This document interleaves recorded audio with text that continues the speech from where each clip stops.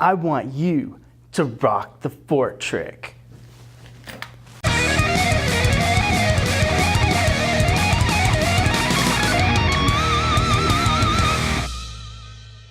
Hi, welcome to my video. I'm National Master James Richardson, and today I'd like to show you the fort trick in the Italian Four Knights. This is a very common opening in my experience at scholastic level, especially for under 1200 players.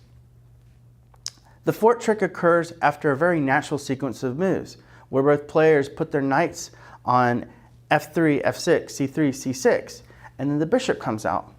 And what often happens is the players copy each other and the position gets very locked up. But today we're going to look at a tactic that breaks the symmetry and allows black to fight for the initiative. This is an exciting opening, and it actually can get very complicated, even though it may be regarded as a beginner's opening. It wasn't a while till masters discovered this move, and the variation fell out of practice for white. So first we're going to start with the most common mistakes. And in this video, I'm going to introduce you the typical move orders that can occur, and also one of the most common mistakes I see, especially at 1000 level. Okay, so I'm going to show this over an actual board, and I want to recreate the feel of a private lesson where I would be showing you the moves over the board and describing my thoughts. And what I'll do is ask you questions at various points in the video in interesting positions that prompt you to think about the position. And I encourage you to pause the video and think about them yourself, because this is the best way to improve. Okay, so let's rock the fort trick and go.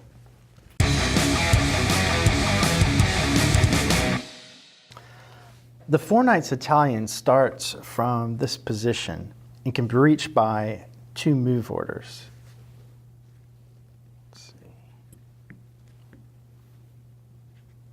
First, it can start from the Four Knights game, which starts with e4, e5, knight f3, knight c6, knight c3, knight f6, and now bishop c4. More popular for white these days is bishop b5, which is the Spanish Four Knights, and also d4, which is the Scotch Four Knights. Another move order to reach the Italian Four Knights is from the Italian, which starts with e4, e5, knight f3, knight c6, and now instead of knight c3, bishop c4. In here, if black plays the two knights defense and white defends the pawn with knight c3, we reach the same position. I'll mention that it's probably better for white to defend with d3. And there are also some active options with d4 and knight g5. But if he's aiming for solidity, I would recommend d3.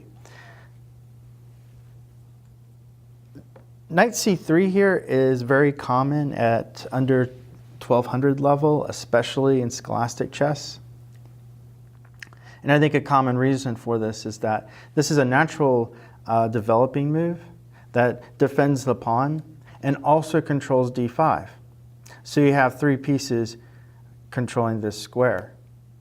For instance, if white played d3, black could have the option of playing d5 here, although that's very risky for him to do so.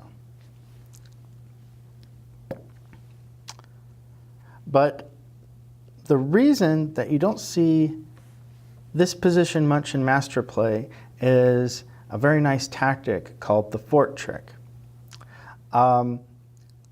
Before this was discovered, most often you would see bishop c5, and you'd reach a position like this, d3, d6, and the best move for white is probably bishop g5, which is often called the canal attack in the Giacco Pianissimo.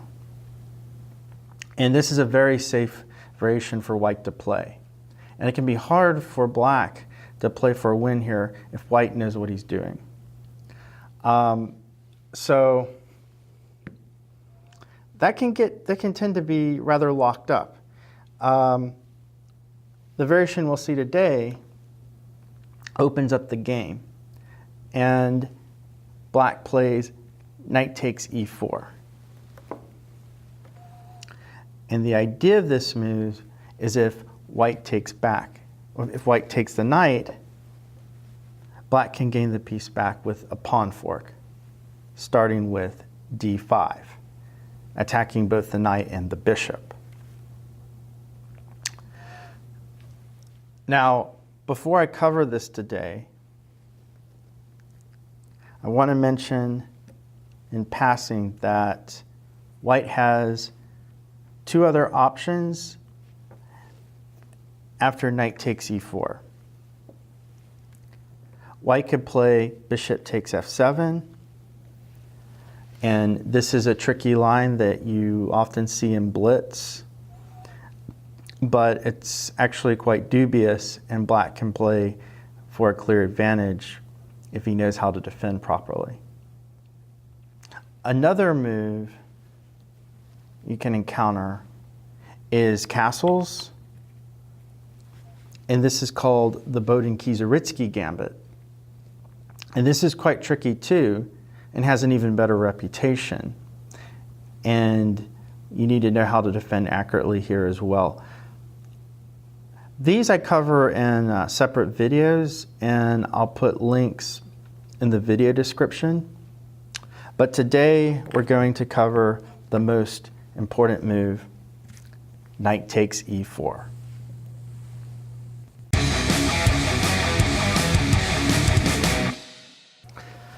After white takes the knight and black forks the knight and the bishop, white has three main moves he can consider here. Only one is good though.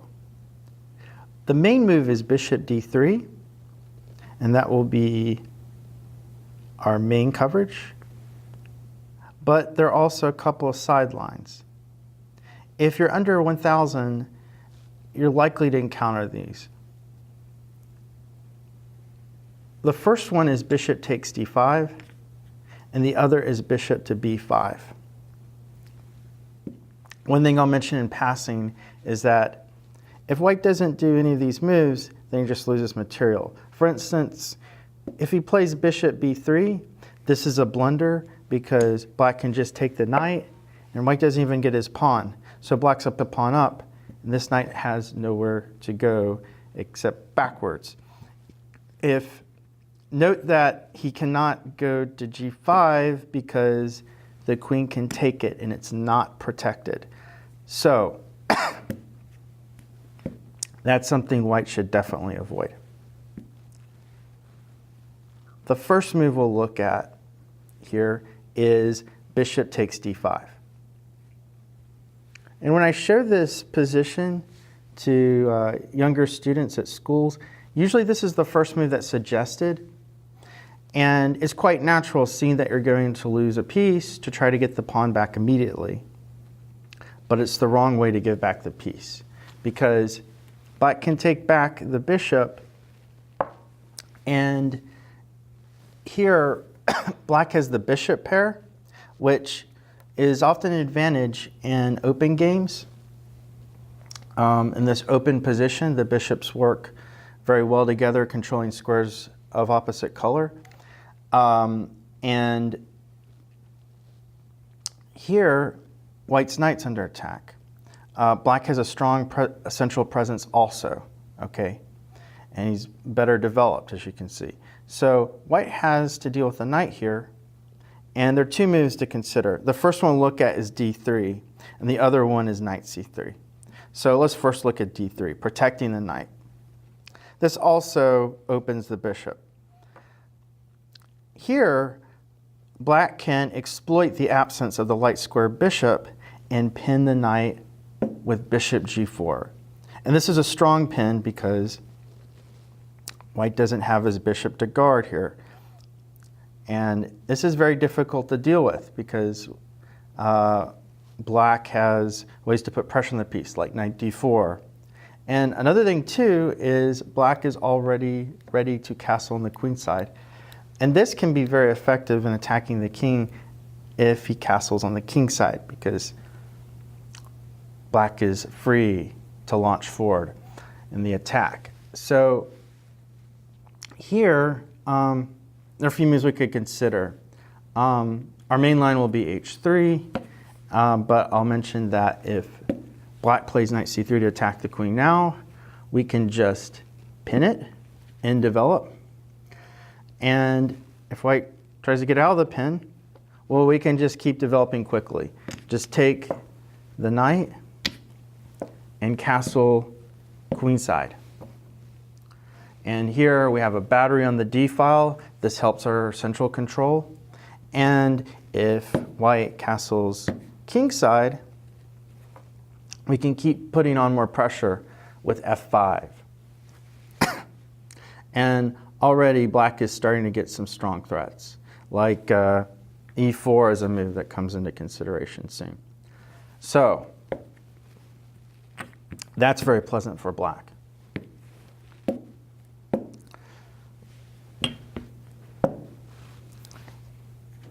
Let's look at another move.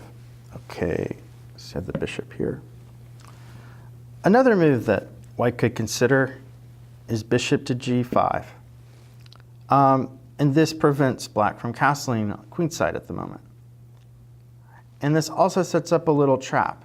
It might be tempting to block the diagonal with f6 and attack the bishop so you can castle the next move. But this move is a blunder. Pause the video for a moment to see if you can find the move for white.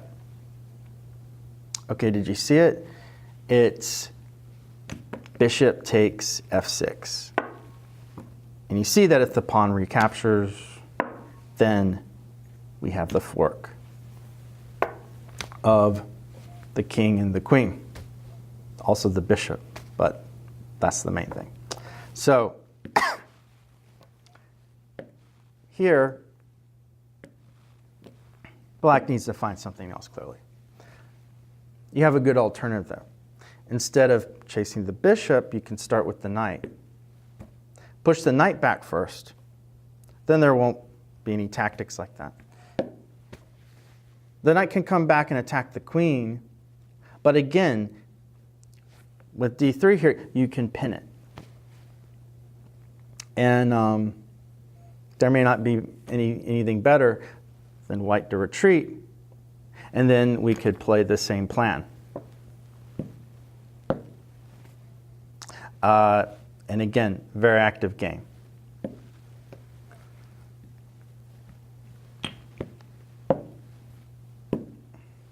And another thing is we also have an alternate retreat. We can go back with the queen and chase back the bishop and castle queenside. And that's also good.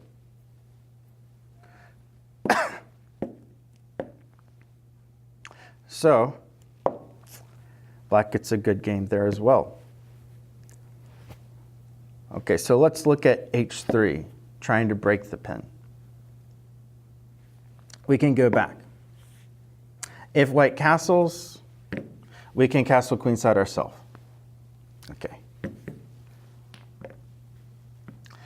And we can go for the f5 plan again. That's usually pretty strong. Let's say white tries to break the pin immediately with g4. Okay, he's broken the pin, but he's also weakened his king side. And there's not really a clear place for the king to go. All we do is we just retreat. And we threaten the knight at the same time.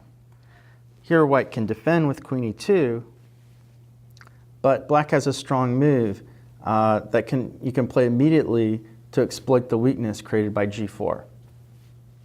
So this is a good moment to think. So I recommend that you pause the video and think about what you could do to really put the pressure on white here. Okay, so there's natural moves like castling queenside, but you can actually strike right away with h5. And this is an effective way to attack this position, this pawn weakness. And here, white has a rather unpleasant choice. If he takes the pawn, the bishop takes back, and then we have the pin again. And furthermore, the knight's been weakened because he's lost his support of the pawn. That's the thing about pawn moves. You can't move pawns backwards. So that doesn't work out so well. Another thing is black himself is threatening to take on g4 because the rook's undefended.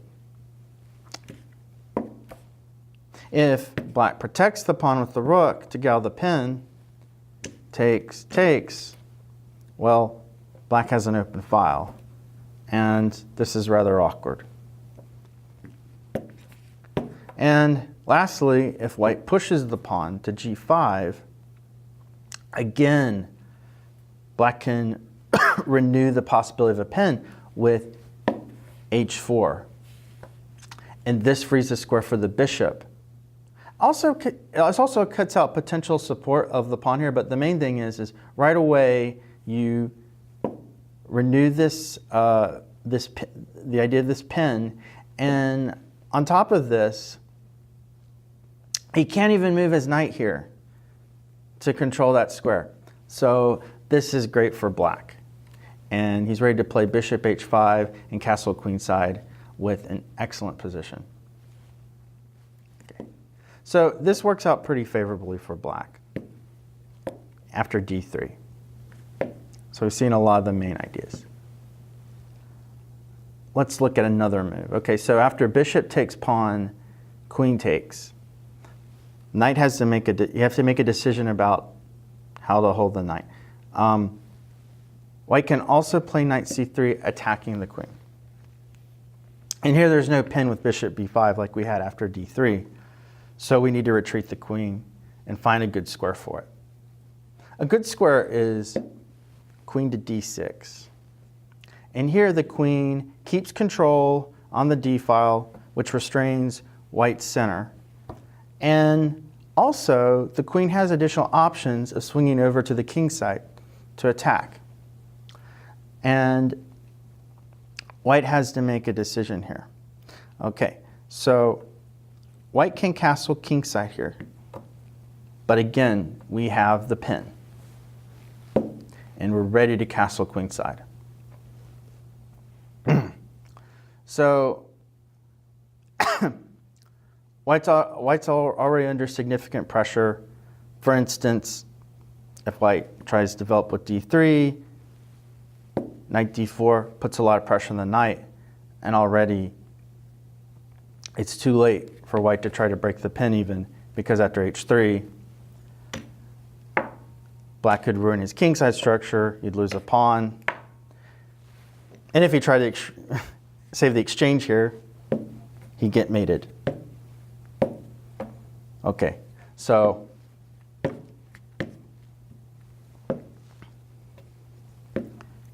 white has to do something about that. White can put the rook on the e file to attempt some counterplay on the file.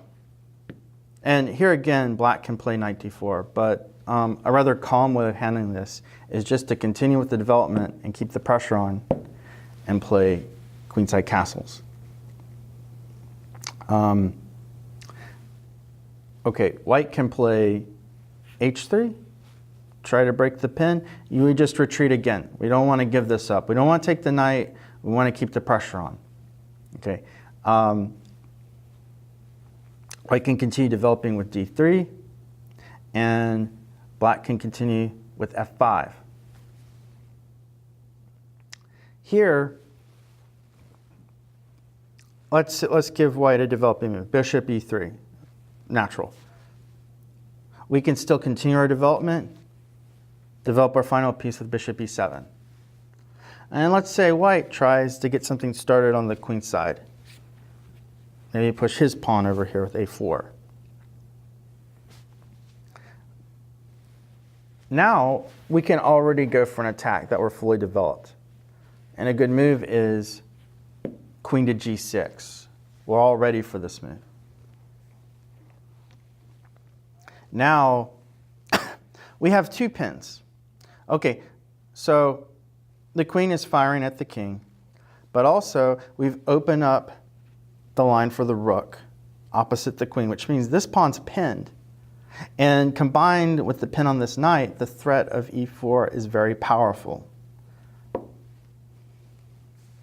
Now let's say white tries to defend against that with bishop d2 to break the pin along the d file and get extra coverage of e4.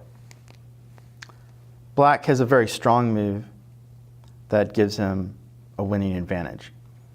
So pause the video and think how you continued here. Okay, so a good solution for black here is to push the pawn anyway. And the idea here is after the pawn takes, not to take the pawn, but we have another move. And if this wasn't your move, try to stop the video now and think about what you do. There's a nice tactic here. Okay, you can play rook takes d2. And there's not a good way to capture the rook. If the knight takes, well, you take his queen because the knight's pinned. If the queen takes, the knight's no longer supported. We have a third pin. This pawn is pinned, and we can just take the bishop threatening mate. And then once he protects against mate, we have two bishops for a rook and a winning advantage.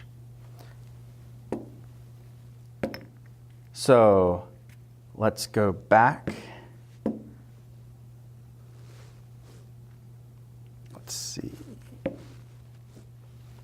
So after rook takes bishop, one thing I also want to mention is that the intermediate move, pawn takes pawn, another move you can consider, doesn't work out either because after you can just take the queen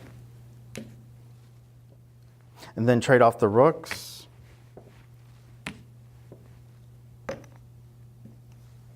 Trade, and then you're up a piece because you got here on d2. So let's go back to our position. In fact, let's start from our starting position with the fort trick and review the moves.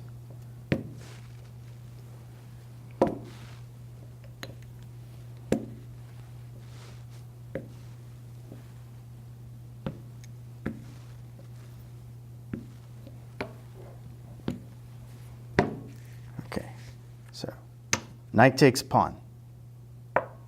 Whoops, okay. Knight takes pawn. Knight takes knight. Fork the knight and bishop. Bishop takes pawn. Queen takes bishop. And then we're looking at knight c3. We have our retreat, queen d3.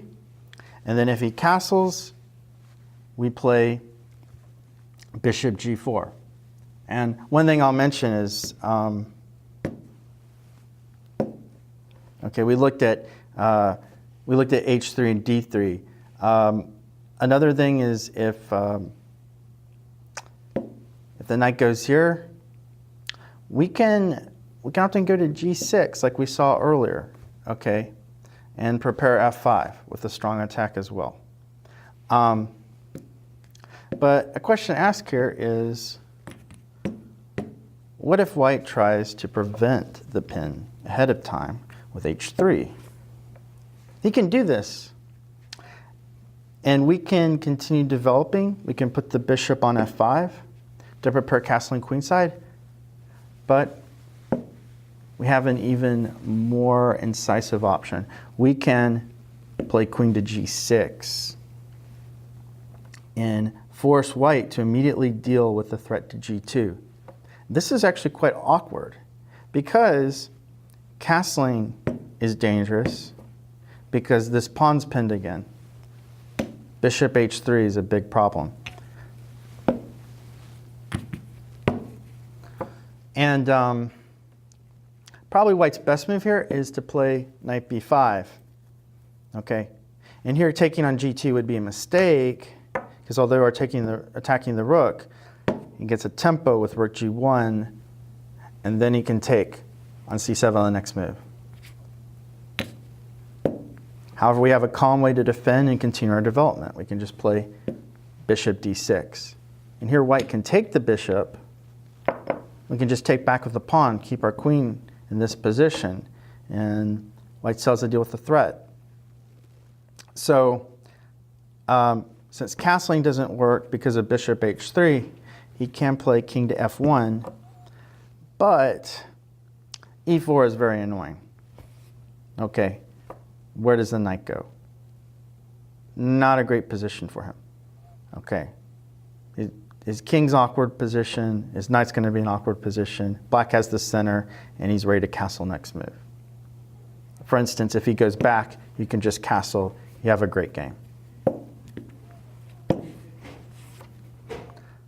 Suppose white plays d3 to control e4. Well, then you can just take the pawn. And white can attack you back, but you can just take the other pawn. And although white gets g7, white's king is weaker, and he's up material. In fact, white can win with bishop to g4.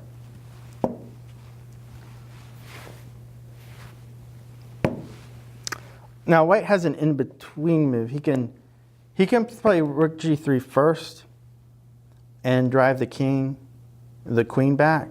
For instance, f5 is a good square, and then take the pawn. Now this is a better result for him. He's still a pawn down. Black can just develop and castle queenside.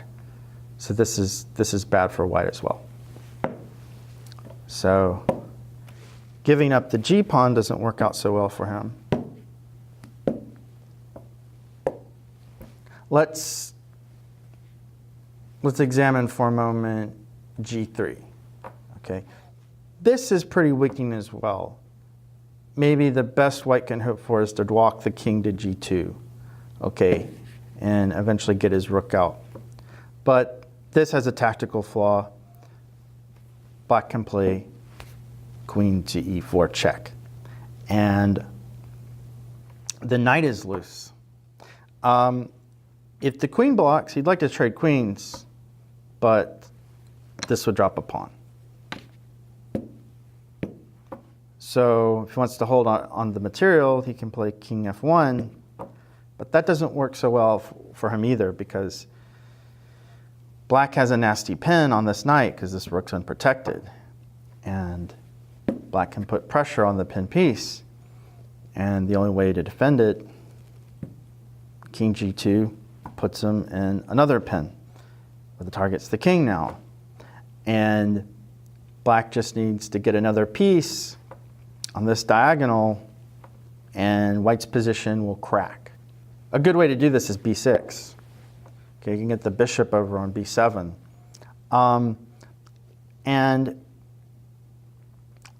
White's kind of in an awkward position. Okay, he can attack the queen with tempo and maybe defend his piece with rook e3.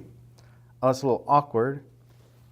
Maybe he can survive a little longer, but black has a very strong move here. He can just play queen to c6, keeping the pin, and also hitting c2. Each move comes with a threat. If white tries to save this pawn with c3, black has a winning move here, a little winning sequence. So here's another problem for you. I recommend you pause the video here and try to find a winning continuation for black. Okay, so simplest is just to take the knight. And this is not just an exchange. Okay, you have a deflection here. Bishop takes h3, winning the queen. If he takes the bishop, the queen is lost, and any other king move loses as well. So, all around, white's in a very uncomfortable position in this line.